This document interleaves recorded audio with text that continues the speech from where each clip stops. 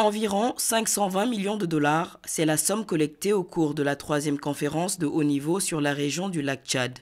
En effet, 5 300 000 personnes sont toujours déplacées au sein de cette région et les exigences de financement pour les interventions d'urgence se sont accrues alors que les besoins aux fins de la stabilisation sont estimés à 1,8 milliard de dollars. Différentes sessions ont marqué la rencontre, dont l'une autour de l'approche globale des défections au sein des groupes extrémistes violents et des groupes armés. La dernière session est la continuité de la précédente que nous avons eue. Le gouverneur Zulum a fait une déclaration très importante quand il est venu. Il a appelé les populations à comprendre qu'il y a des différences du point de vue local et qu'on ne peut pas transposer les solutions nationales à des problèmes locaux. Nous devons d'abord nous aligner avec la situation locale. C'est un message très clair de la part du gouverneur Zulum.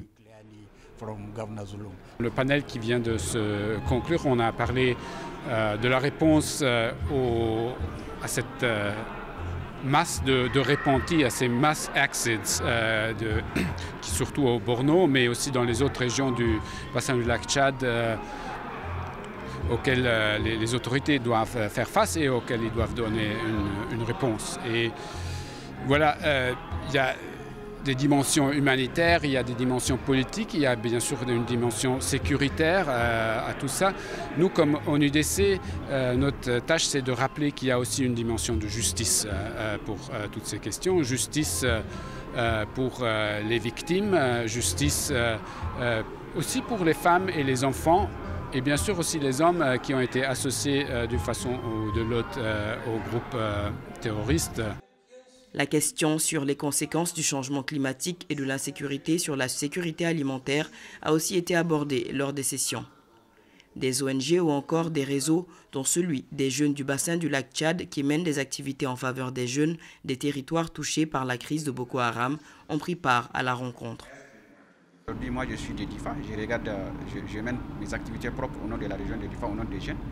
Nous organisons depuis 3 ans un forum qui regroupe tous les jeunes qui viennent de 12 communes de la région de Difa. Et ce forum a pour objectif principal de pouvoir amener les gens ou les sensibiliser à pouvoir parler uniquement de leur tête que paix, sécurité et développement.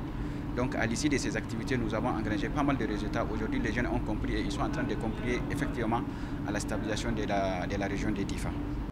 Durant 2 jours, le centre de conférence Mahatma Gandhi de Niamey a accueilli pas moins de 500 participants, parmi lesquels les gouvernements des pays touchés, Niger, Nigeria, Cameroun, Tchad, les donateurs internationaux, les organisations multilatérales et internationales, ainsi que les acteurs de la société civile.